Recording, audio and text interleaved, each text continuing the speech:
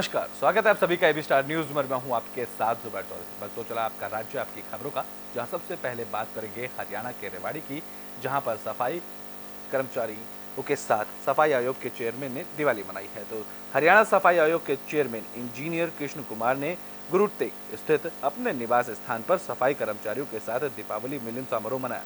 इस अवसर पर उन्होंने दीपावली की शुभकामनाएं दी और कर्मचारियों की वेतन वृद्धि और मांगों पर सरकार की ओर से की गई बढ़ोतरियों के बारे में जानकारी दी।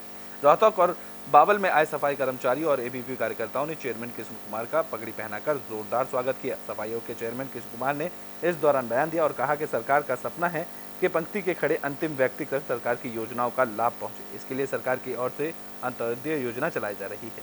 उसी को साकार करते हुए उनकी ओर से धनतेरस पर और दिवाली पर उज्ज्वला योजना के तहत गरीब परिवारों को मुफ्त गैस कनेक्शन भी दिए गए। चेयरमैन ने सरकार की ओर से ग्रामीण और शहरी सफाई कर्मचारियों के वेतन में बढ़ोतरी करने के साथ ही धुलाई भत्ता और औजारों के लिए राशि बढ़ाई गई है। उन्होंने मुख्यमंत्री मनोहर लाल का भी आभार व्यक्त किया।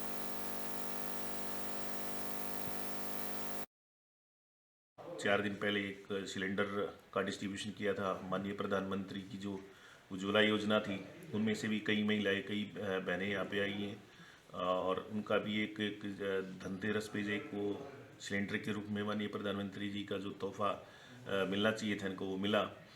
मैं इनका दोबारा से दिवाली के उपलक्ष्य में इनका धन्यवाद करता हूँ और यहाँ पे जो इन्होंने मेरा इतने अच्छे से स्वागत किया।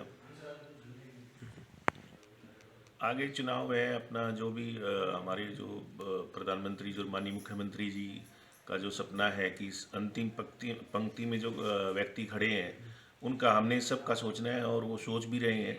चाहे वो अभी इसे ग्रामीण सफाई कर्मचारी है, जैसे मैं सफाई कर्मचारी के अध्यक्ष के नाते मैं बता रहा हूँ आपको, अभी इनकी 28 को 1000 रुपये सैलरी बढ़ी। वो मैं मुख्यमंत्री जी को इसका धन्यवाद करूँगा और उनके 2000 जो रुपये इनके, वो एक तरह से इनका जो औजार है उनके बढ़ाए, 1000 रुपये इनके धुलाई भत्ता बढ़ाया। और तो इसीलिए जो भी और जो शहरी कर्मचारी हैं उनके लिए 1000 रुपये बढ़ाए और जो और भी जो लोग हैं, जो चाहे वो तो ब्रिटेन बात अब यमुनानगर की कर लेते हैं, जहां कांग्रेस के प्रदेश अध्यक्ष उदयवान यमुनानगर दौरे पर पहुंचे।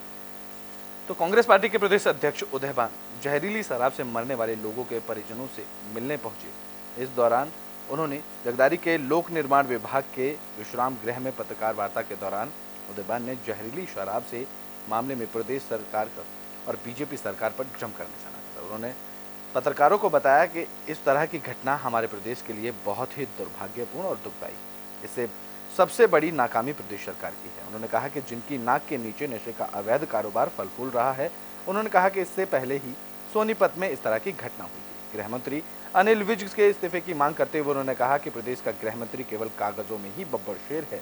उनकी नाक के नीचे उनके घर के अंदर शराब की अवैध फैक्ट्री चलती रही और जहरीली शराब से 2 दर्जन के करीब परिवार उजड़ने के बाद उनकी नींद खुली। उन्होंने कहा कि ये बड़े दुर्भाग्य की बात है। पिछले हफ्ते ही बुधवार और गुरुवार को मुख्यमंत्री खुद यमुनानगर के दौरे पर थे। उनके सामने एक घटना आई, लेकिन वह उन परिवारों के घर अपनी संवेदना प्रकट करने तक नहीं पहुंचे। उन्होंने कहा कि यही हाल प्रदेश के उप मुख्यमंत्री दुष्यंत चौटाला का भी है, जो इस तरह की घटनाओं पर दिखावे के लिए एसआईटी को गठित कर देते हैं, लेकिन उसका कोई परिणाम सामने नहीं आता। उनके अपनी अकर्मण्यता के कारण, अक्षमता के कारण, कि वो किसी भी तरह से जो लोगों को अपना योगदान नहीं दे पा रहे लॉ एंड ऑर्डर की व्यवस्था को सुधारने में, तो उनको बहुत ये सोचना चाहिए।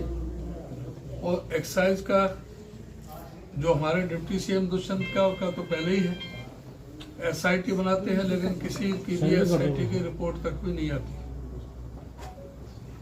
आज हम उन गांवों में जाएंगे उनके दुख में शामिल होने के लिए, तो संवेदना प्रकट करने के लिए। साथ ही हम इस सरकार से मांग करते हैं कि जो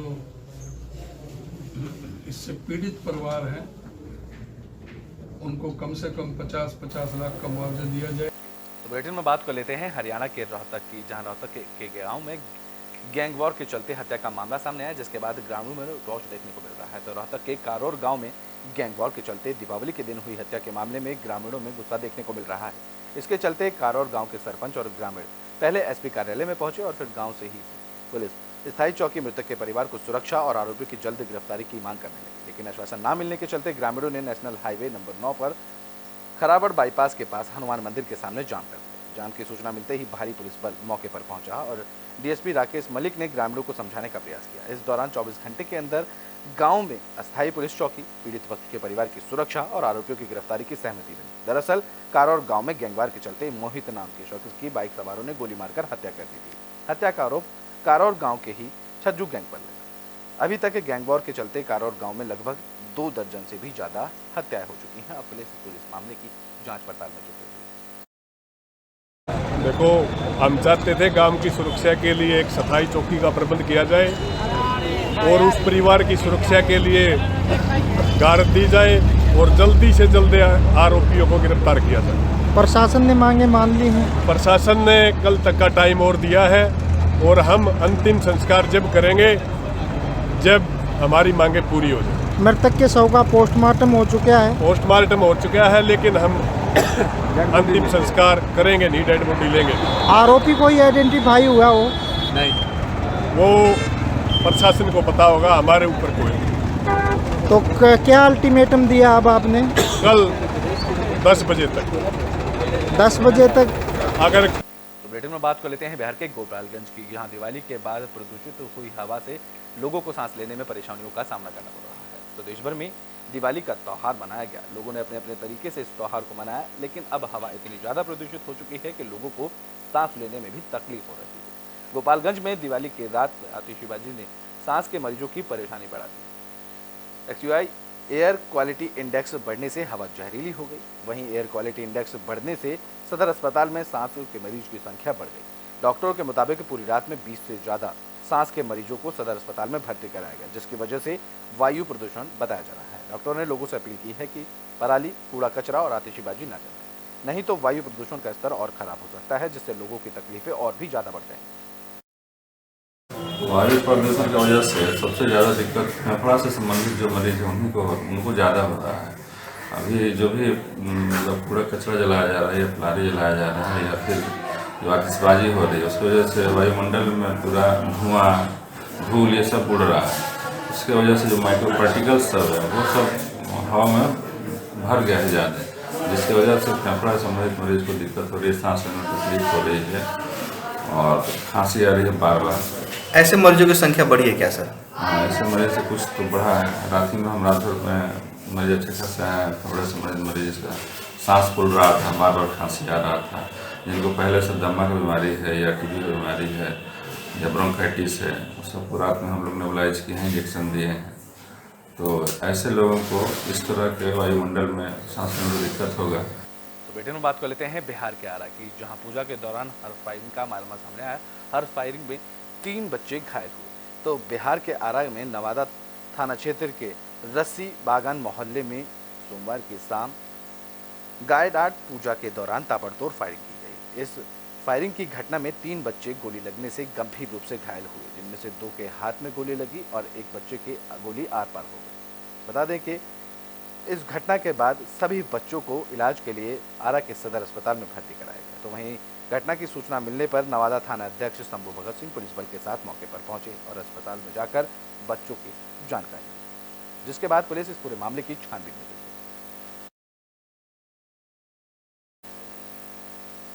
तो बुलेटिन में बात कर लेते हैं बिहार के गोपालगंज की, जहां पुलिस को बड़ी सफलता हाथ लगी है। पुलिस ने कोड़ा गैंग के 4 सदस्यों को गिरफ्तार कर लिया।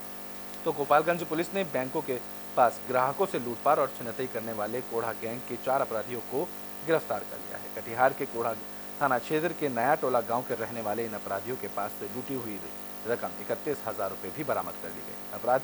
गिरफ्तार अपराधियों के कटिहार के कोड़ा थाना क्षेत्र के नया टोला के रहने वाले मनीष कुमार यादव, राहुल कुमार यादव, छेमी कुमार यादव और कमू कुमार यादव इस गैंग में शामिल है। दरअसल ये कार्रवाई नगर इंस्पेक्टर प्रशांत राय के नेतृत्व में गठित पुलिस की टीम ने की। सदर एसडीपीओ प्रांजल ने बताया है कि बीती 4 नवंबर को आईसीआईसीआई बैंक के पास एक बुजुर्ग के बाइक सवार 4 अपराधियों ने लूट की वारदात को अंजाम दिया था, जिसके बाद पुलिस इस मामले की जांच कर रही थी और इस मामले की जांच करते वक्त पुलिस ने इन 4 अपराधियों को गिरफ्तार किया।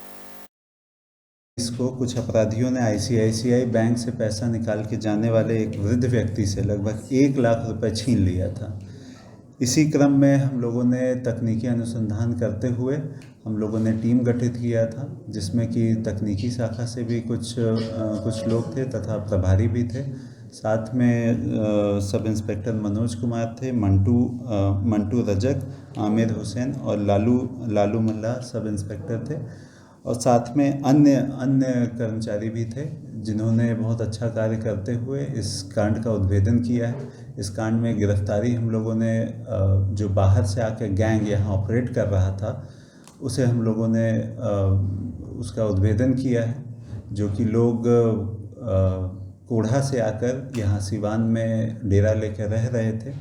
हम लोगों ने तकनीकी अनुसंधान में उन लोगों को अरेस्ट किया तथा उन लोग यहाँ से भागने की भी कोशिश कर रहे थे, तो उन लोग जहाँ भाग कर जा रहे थे उसी बीच में हम लोगों ने इंटरसेप्ट करके उनको अरेस्ट किया। कितने लोगों की गिरफ्तारी हुई? 4 लोगों की गिरफ्तारी हुई है और लगभग 31,000 रुपये कैश। तो बुलेटिन के आखिरी में बात आरा की कर लेते हैं, जहां पूजा के दौरान हॉर्स राइडिंग के दौरान एक युवक को गोली लग गई। तो भोजपुर के उद्वंत नगर थाना के गांव में संदिग्ध स्थिति में युवक को गोली लग गई। बता दें कि जख्मी युवक को गोली कमर पर लगी। इसके बाद परिजन घायल युवक को आरा इमरजेंसी अस्पताल में भर्ती कराने पहुंचे। घटना को लेकर आसपास के इलाके में सनसनी फैल गई। वहीं घटना की सूचना मिलते ही स्थानीय थाना पुलिस मौके पर पहुंची और छानबीन में जुट गई। इस दौरान युवक के छोटे भाई संतोष कुमार ने बताया कि दिवाली का त्योहार था और सभी लोग घर के दरवाजे के पास खड़े थे। घर में पूजा हो रही थी, उसी दौरान अचानक उसके बड़े भाई को गोली लग गई। गोली लगते ही वो घायल हुआ और जमीन पर गिर पड़ा, जिसके बाद उसे अस्पताल में भर्ती कराया गया, जहां उसका उपचार किया जा रहा है। मेरा घर पर था भैया, और पराका के दिन था, आज दीपावली का दिन है। अचानक कहाँ से मतलब गोली लगा। कहीं जा रहे थे? नहीं, मतलब हम लोग पूजा पाठ कर रहे थे, मतलब दियरी, मतलब गांव के, पता नहीं चला कहाँ से। घर के बाहर थे या फिर अंदर? नहीं, घर के मतलब दरवाजा पर। दरवाजे का सर जी, पता नहीं चला है? नहीं, पता नहीं चला। कोई आसपास में कोई लड़का भी था? नहीं, आसपास में तो कोई लड़का समझ में नाइट में पता नहीं। क्या लगता है आपको, जानबूझ के लगा या फिर कहीं से कोई? नहीं, जानबूझ के नहीं लगा हुआ, मतलब कहीं। आपका राज्य आपकी खबरों में भी के लिए बस इतना ही। देश और दुनिया की तमाम खबरों के लिए देखते रहें एबी स्टार।